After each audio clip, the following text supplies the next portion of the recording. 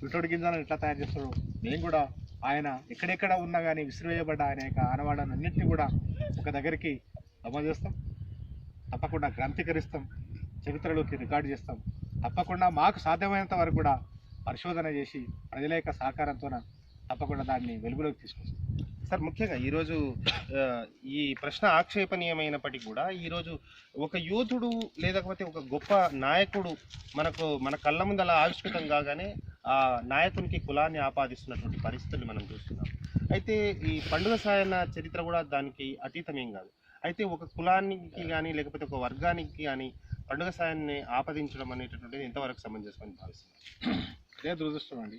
వాస్తవానికి కులం పేరు మీద, మతం పేరు మీద ఒక జ్ఞాని ఉన్నా కానీ, ఒక యోధుడున్నా, ఒక వీరుడున్నా ఆ కులం ముసుగులో అతన్ని కప్పేయడం అనేది చాలా దుర్మార్గమైన, అశాస్త్రీయమైన చర్య, అనాగరికమైన చర్య, క్షమించరాని చర్య. ఎందుకంటే జ్ఞాని ఏ కులంలో ఏ మతంలో పుట్టినా జ్ఞాని, ఒక వీరుడు ఒక యోధుడు ఏ కులంలో మతంలో పుట్టినా యోధుడే. కానీ దురదృష్టవశాత్తు ఈ దేశంలో మనవాదం అనేది ఒక వంట పట్టుకొని ఆ మూర్ఖత్వంలో దానికి ఆ కులం అనే ముద్రను తాకించి మూసేస్తున్నారు.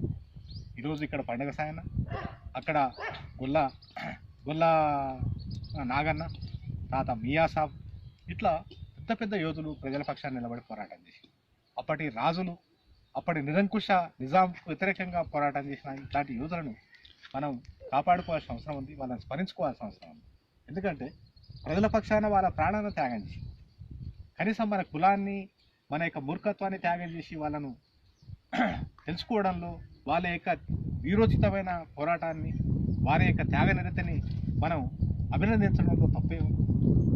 అంతటి మూర్ఖత్వంలో, అంతటి అనాగరికంతో ఉండి ఏం సాధిస్తాం? కాబట్టి ఇప్పటికైనా మనం కులాలకు, మతాలకు అతీతంగా తినకూడదు. అట్లాంటి మూర్ఖత్వం ఇప్పటికైనా విస్మరించి మనం జ్ఞాని అనేవాడు ఏ కులం ఉన్నా మతం ఉన్నా మనవాడే, మొత్తం సామాజిక సంపద. అదేవిధంగా ప్రజా పోరాట యోధులు కూడా ఏ కులం ఉన్నా ఏ మతం ఉన్నా ఆ ప్రజల పక్షం ఉన్న, ఆ సమాజం పక్షం ఉన్న సామాజిక సంపద తప్ప వాళ్ళ ఆ కులానికి, ఆ కుటుంబానికి, ఆ వర్గానికి సంబంధించిన వాళ్ళు కాదు. కాబట్టి వీళ్ళందరూ కూడా సామాజిక సంపద, సమాజం కోసం అంకితమైన ఒక యోధులు, త్యాగధనులు. ఈ త్యాగధనులను మనం గుర్తించుకొని, స్మరించుకొని, అభినందించుకొని రేపటి తరాలను వీళ్ళను పరిచయం చేయాల్సిన ఒక అనుసంధానమైన ఒక బ్రిడ్జిను మనం నిర్మించాల్సిన చారిత్రక కర్తవ్యం మన పైన ఉంది. అందులో భాగంగానే ఈరోజు ఈ గుట్టల్లో, ఆయన నడియాడిన ఈ గుట్టల్లో ఆయన ఉన్న స్థావరాలను వాటిని కూడా స్వయంగా పరిశీలించాలనే ఉద్దేశంతో మీ బృందాలందరితో సహా మీ అందరి సహకారంతో ఇక్కడ రావడం జరిగింది. సార్, మీ ప్రయత్నం ఇంకెంతవరకు కొనసాగుతుందని చెప్పి భావించవచ్చు? అంటే ఆయన చరిత్ర పరిపూర్ణమయ్యేటటువంటి దిశ వైపుగా ఈ ప్రయత్నం వెళ్ళబోతుందా అని చెప్పేసి ఇక్కడ స్పష్టమైనటువంటి ఎక్కడెక్కడ ఏమేమి ఆనవాళ్ళు ఉన్నా, అవశేషాలు ఉన్నా అక్కడ పోయి వెతుకుతాం, పరిశోధిస్తాం. మా ఉన్న పరిమితుల్లోనే ఎంత లోతుగా వీలైతే అంత లోతుగా వెళ్ళి బయట తీసుకొస్తాం.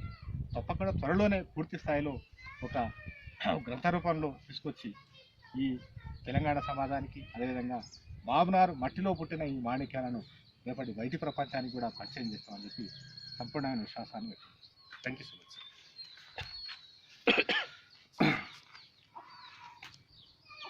ఒక తీవ్రమైనటువంటి పీడనను ఎదిరించి క్రాంతి కిషోరంగా ఎదిగినటువంటి పండుగ సాయన్న ప్రభవించినటువంటి గ్రామం ఈ నేలపైన మనం ఉన్నాము.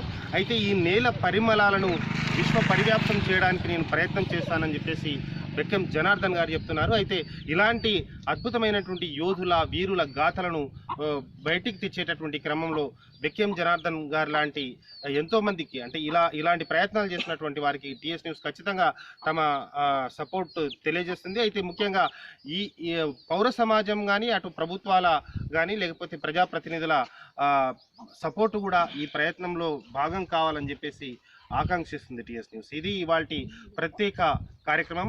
వీడియో జర్నలిస్ట్ రాజశేఖర్ రెడ్డితో వెంకటేష్, టీఎస్ న్యూస్, మెరుగోన్పల్లి గ్రామం నుంచి.